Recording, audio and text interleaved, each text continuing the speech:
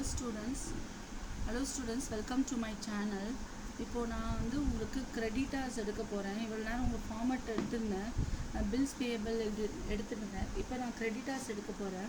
இப்போ creditorsனா என்னன்னா the people from whom goods are purchased on credit basis. நம்ம வந்து ஒரு goods வந்து credit basisல நம்ம வாங்கினா கடனுக்கு வாங்கினா அது நம்ம creditor நம்ம வந்து அதுக்கு creditor சொல்லுவோம்.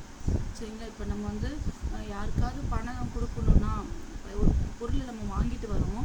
நம்ம வாங்கிட்டு வந்து கிரெடிட் பேசிஸில் வாங்கிட்டு வரோம். கிரெடிட் பேஸில் வாங்கிட்டு வந்தால் அதுக்கு நமக்கு கிரெடிட்டார்ஸ் அப்படின்னு சொல்கிறோம். நம்ம வந்து என்ன ஆகும்னா நம்ம கிரெடிட்டார்ஸ்னால் நம்ம கடன் கொடுக்க வேண்டியது இருக்குது அப்படின்னு அர்த்தம். அடுத்தது பேலன்ஸ் ஷீட்டில் வந்து ஃபஸ்ட்டு நம்ம பேலன்ஸ் ஷீட்டில் கிரெடிட்டார்ஸ் வந்து லைபிலிட்டியில் வரும். ஏன்னா நம்ம கடன் கொடுக்க வேண்டியது இருக்குது. அதனால நம்ம வந்து மற்றவங்களுக்கு பணம் கொடுக்க வேண்டியது இருக்குது. பர்ச்சேஸ் பண்ணதுக்கு பணம் கொடுக்காதனால லைபிலிட்டி சைடில் வரும். லைபிலிட்டி சைடில் வந்ததுன்னா நான் என்ன சொல்லியிருக்கேன், லைபிலிட்டி சைடில் வந்து ஆப்போசிட்டில் வந்து கிரெடிட்டார் அக்கௌண்ட் வந்து பை பேலன்ஸ் ப்ராட் டவுன் வரும். எப்போ லெஜர் ஓப்பன் பண்ணாலும் ஆப்போசிட்டில் வந்து பை பேலன்ஸ் ப்ராட் டவுன் வரும். அப்புறம் டூ பேலன்ஸ் கேரி டவுன் வரும். கிரெடிட்டார் வந்து பர்சனல் அக்கௌண்ட். ஆக்சுவலாக கிரெடிட்டார் வந்து பர்சனல் அக்கௌண்ட். உங்களுக்கு இதோட ஃபார்மெட் நான் ஒன்றுனா சொல்கிறேன். இப்போ நம்ம உங்கள் புக்கில் வந்து ஆக்சுவலாக ஃபார்மெட் வந்து 18 பேஜ் நம்பர் 18ல் இருக்குது, 19ல் இருக்குது. உங்கள் ஃபார்மெட் வந்து 19ல் இருக்குது உங்கள் புக்கில். அந்த ஃபார்மெட் பேஸ் பண்ணி தான் உங்களுக்கு வந்து நான் இப்போ சொல்லித்தர போகிறேன். இதை பாருங்கள், ஃபார்மெட்டில் வந்து first when we purchase a good on credit basis from creditors. நீ வந்து when we purchase a good on credit basis on creditorனா purchase account data to creditor. கிரெடிட்டார்ன்றது உங்கள் பேர் வரும். ஆக்சுவலாக இப்போ வந்து யார் வந்து நம்ம வந்து பர்ச்சேஸ் அக்கௌண்ட் டேட்டா டு கேஷ்னு வரும்ல, கேஷாக இருந்தால் கேஷ்னு வரும். இதுவே வந்து கடனுக்கு வாங்கிட்டு போனால் நம்ம என்ன பண்ணுவோம், நம்ம பேர் வருமா, அந்த இது பேர் வருது. அடுத்தது வந்து இப்போ கிரெடிட்டார் அக்கௌண்ட்டில் வந்து என்ன ஆகும், இப்போ கிரெடிட்டார் இப்போ லெஜர் போட்டு பாருங்கள். லெஜரில் என்னது, இந்த இது நம்ம க்ளோஸ் பண்ணிட்டா என்ன ஆகும், பையில் இருக்கா. அப்போது என்னது by purchase, credit purchase by balance brought down. First by balance brought down by credit purchase. இது வந்து ஃபார்மெட் எப்படி வந்ததுன்னு உங்களுக்கு எக்ஸ்பிளைன் பண்ணுறேன். By purchase account credit purchase. அப்படி இல்லைன்னா நீங்கள் ஃபார்மெட் அப்படியே மனப்பாடம் பண்ணிக்கலாம். இப்போ குட்ஸ் ஆர் பி ரிட்டர்ன். இப்போ குட்ஸ் வந்து டேமேஜாக இருக்குது, ரிட்டர்ன் பண்ணிட்டீங்கன்னா creditor account data to purchase return, creditors account data to purchase return வரும். இப்போ கிரெடிட்டார் அக்கௌண்ட் வந்து போட்டு to purchase return account when cash is pay to the creditor. இப்போ நீங்கள் வாங்கிட்டு வந்ததுக்கு பணம் கொடுக்குறீங்க அப்படின்னா creditor account data to cash account.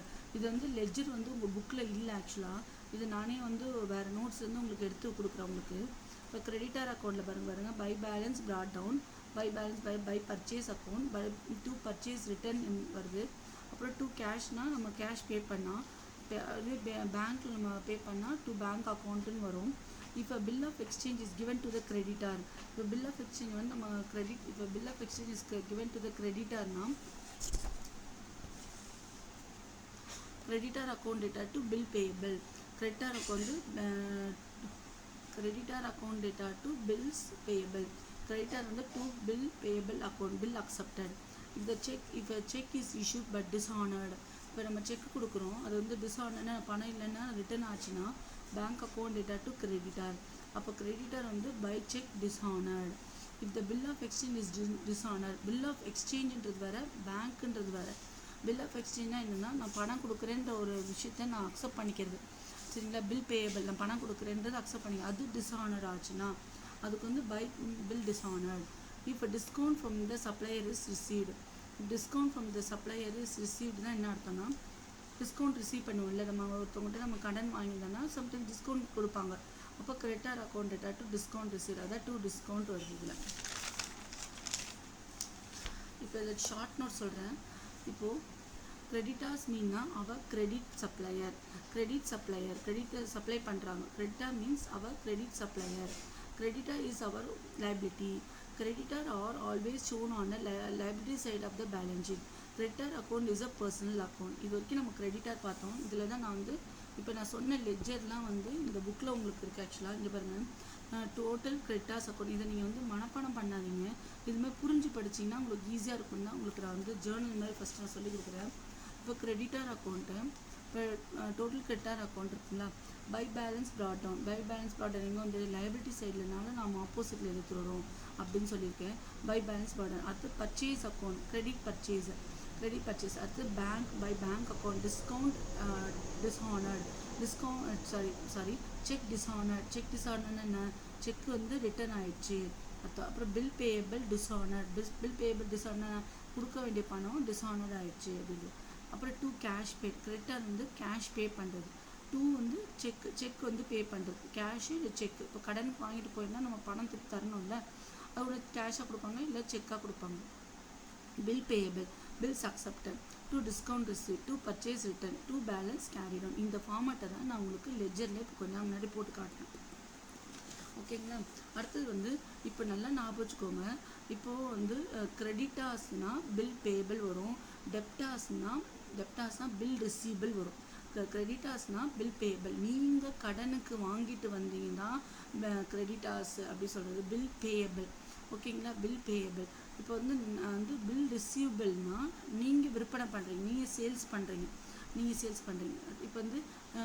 இப்போ வந்து ஒரு சேல்ஸ் பண்ணுறீங்கன்னு வச்சுக்கோங்க, ஒன்லி கிரெடிட் சேல்ஸ் மட்டும் தான் இருக்குது, பில் ரிசீவபிள் எதுவுமே இல்லை, பில் பேயபிள் எதுவுமே இல்லைன்னா நீங்கள் அது போடவே வேண்டாம். அதில் பில் ரிசீவபிள், பில் பேயபிள் இருந்தால் மட்டுமே அதில் நம்ம போடணும். ஓகேங்களா. இப்போ வந்து பாருங்கள், திருப்பி அடுத்த சாப்டர் போவோம், கிரெடிட் சேல்ஸ். இப்போ அடுத்து நம்ம சேல்ஸ்க்கு போவோம். இப்போ கிரெடிட் சேல்ஸ்னால் அது single entry system. Credit sales வந்து கேஷ் புக்கும் பர்சனல் புக்கு மட்டும் தான் பார்ப்போம். கேஷ் புக்கும் பர்சனல் அக்கௌண்ட்டு மட்டும் தான் பார்ப்போம். சேல்ஸ் புக் வந்து நம்ம சேல்ஸ் புக்கு வந்து கிரெடிட் சேல்ஸ் நம்ம பார்க்க மாட்டோம். அதனால தான் இது கன்வர்ஷன் மெத்தட் சொல்கிறாங்க. சிங்கிள் என்ட்ரிலேருந்து டபுள் என்ட்ரி கன்வர்ஷன் மெத்தட் சொல்கிறாங்க. சிங்கிள் என்ட்ரிலேருந்து டபுள் என்ட்ரி போகணுன்னா கிரெடிட் சேல்ஸும் கிரெடிட் பர்ச்சேஸும் நம்ம கண்டுபிடிச்சால் மட்டுமே நம்மளால் சிங்கிள் என்ட்ரிலேருந்து நம்ம என்ன பண்ண முடியும்னா டபுள் என்ட்ரி போக முடியும். அடுத்து credit sales single entry system. Debtors account, bill receivable account. இது வந்து டெப்டார்ஸ்னால் பில் ரிசீபிள் வரும், கிரெடிட்டார்ஸ்னால் பில் பேயபிள் வரும். ஞாபகம் வச்சுக்கோங்க. Bill receivable account, the bill of exchange received from the debtors, the credit custom to whom you sell the goods on credit basis.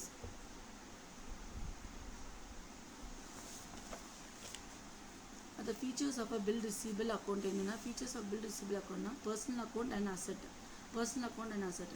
The format of bill receivable, if in any form bill are not received from the customer, bill receivable account would not be made. Bill receivable account நம்ம பண்ணலன்னா, bill receivable அதில் இல்லை, account எதுவும் இல்லைன்னா நீங்கள் அது போடவே தேவையில்லை. இப்போ bill are received from customer, இப்போ பில் ரிசீவ் பண்ணால் மட்டும் பில் ரிசீபிள் அக்கௌண்ட்டு போடணும். இது சம் போடும்போது உங்களுக்கு புரியும். அடுத்த டெப்டர், பில் ரிசீபிள்னா டெப்டர், பில் பேயபிள்னா கிரெடிட்டர். இது மட்டும் ஞாபகம் வச்சுக்கோங்க. இப்போ வந்து bill receivable account, bill receivable நான் சொன்ன மாதிரி அசட் சைடில் இருந்தால் அக்கௌண்ட் ஓப்பன் பண்ணும்போது 2 பேலன்ஸ் ப்ராட் டவுன் வரும். அசட் சைடில் இருந்தால் நம்ம இப்போ பேலன்ஸ் ஷீட் ஞாபகம் வச்சுக்கோங்க. அசட் சைடில் இருந்தால் 2 பேலன்ஸ் ப்ராட் டவுன் வரும். when you receive the bill drawn from the bill on debtors, when the bill draw பண்ணானா bill receivable account data to bill drawn வரும். bills are paid on the due date. bills வந்து paid on the due dateல bill pay பண்ணிட்டானா cash account data to bill receivable account வரும். அதான் நான் வந்து உங்களுக்கு bill போட்டிருக்கேன். அடுத்து dishonoredனா debtor account data to bill receivable. உங்களுக்கு dishonored, இந்த ஃபார்மேட் தான் ஆக்சுவலாக உங்கள் புக்கில் வந்து உங்களுக்கு கொடுத்துருக்காங்க.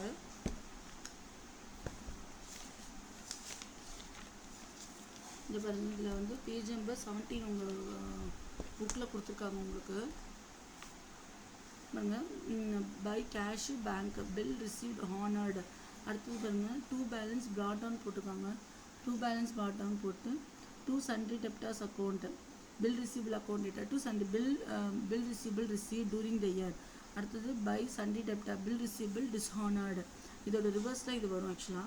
அப்புறம் வந்து by balance, carry down, closing balance. இது நீங்கள் வந்து கான்செப்ட் புரிஞ்சுட்டு பண்ணிங்கன்னா இது மறக்க மாட்டீங்க.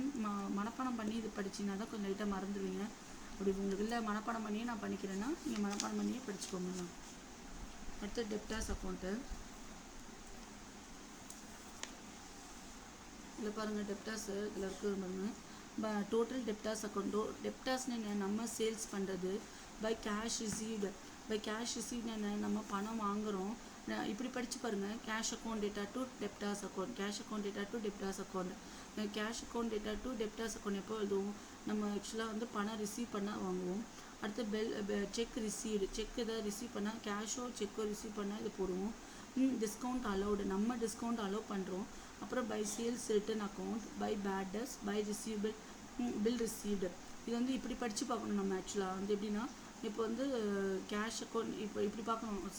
Sales return account data to debtors account, bad debts account data to debtors account, bill receivable account data to debtors account. அப்படி படித்து பார்த்தீங்கன்னா இது கரெக்டாக வரும், இதுமாரி வரும். அடுத்தது வந்து total debtors account to balance brought down வரும். ஏன்னா வந்து டெப்டாஸ் வந்து அசட் சைடில் இருக்கிறதுனால இது ஒரு ஆப்போசிட்டில் வரும். அடுத்த டூ சேல்ஸ் அக்கௌண்ட்னா என்ன, கிரெடிட் சேல்ஸ். இப்படி படித்து பாருங்கள். Debtors account data to sales, அப்படி பார்த்தா கிரெடிட் சேல்ஸ். அடுத்தது செக் டிஸ்ஹானர்ட்னா என்ன, செக்கு கொடுத்தது வந்து டிஸ்ஹானர்ட் ஆயிடுச்சு, டிஸ்ஹானர்ட்னா ரிட்டர்ன் ஆயிடுச்சு அப்படின்னு அர்த்தம், பணம் வாங்கலை அப்படின்னு அர்த்தம். பில் ரிசீவபிள் அக்கௌண்ட்னு பில் டிஸ்ஹானர்டு சொல்கிறாங்க. இதுதான் ஆக்சுவலாக வந்து ஃபார்மேட்டு. நமக்கு வந்து டோட்டல் டெப்டாஸ் பில் ரிசீவபிள் ரெண்டு இருக்கும். உங்களுக்கு வந்து டோட்டல் டெப்டாஸில் வந்து ஆக்சுவலாக வந்து கொடுத்துருந்தாங்கன்னா பில் ரிசீவபிள் பார்க்கலாம். அடுத்து டோட்டல் கிரெடிட்டார்ஸ்னால் பில் பேயபிள் பார்க்கலாம். இப்போ வந்து ஆக்சுவலாக பில் பேயபிள் எந்த அமௌண்ட்டு கொடுக்கலன்னா நீங்கள் வந்து டோட்டல் டெப்டாஸ் ஸ்ட்ரெயிட்டாகவே ஓப்பன் பண்ணிடலாம். நம்ம நெக்ஸ்ட் கிளாஸில் வந்து உங்களுக்கு கண்டிப்பாக சம்ஸ் சொல்லித்தரேன். Okay student, thank you. ஃபார்மேட்டை மனப்பாடம் பண்ணாமல் தயவுசெய்து புரிஞ்சு படிங்க. ஓகேவா? Thank you students.